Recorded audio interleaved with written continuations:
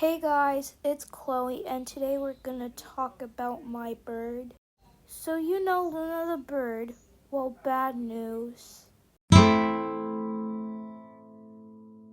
She passed away due to her eyes loss, but I can't show you the proof of it.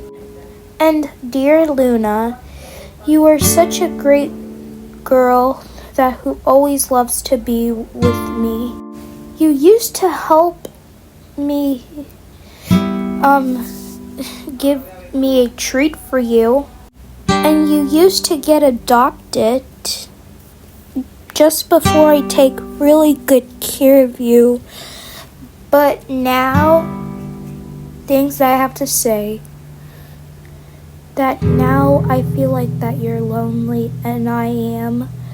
But you're not lonely, you're just having fun in heaven. Anyways, that's all for now.